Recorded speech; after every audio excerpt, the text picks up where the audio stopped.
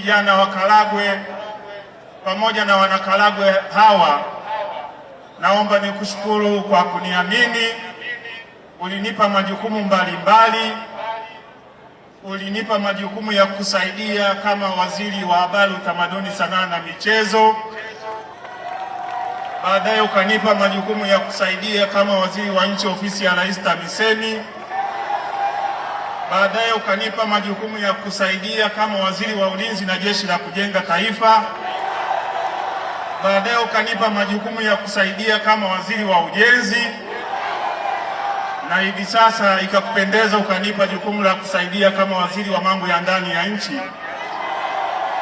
Imani hii kwangu si ya kwangu peke yake, bali ni kwa halaiki hii ambayo imekupokea kwa upendo mkubwa. Mimi pamoja na wao naomba tukushukuru sana mama yetu.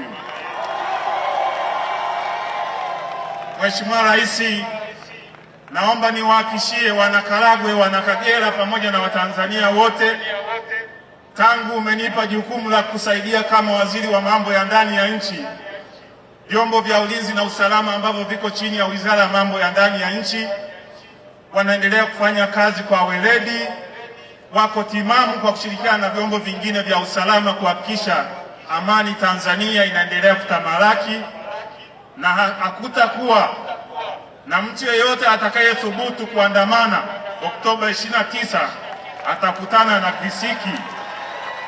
Niwaombe vijana wa Tanzania, msikubali kuingia kwenye mkumbo huo. Tunawapenda, tuendelee kuungana na mgombea wetu wa urais. Ilani ya Chama cha Mapinduzi imesheheni mambo mengi mazuri kwa ajili ya maendeleo ya nchi yetu.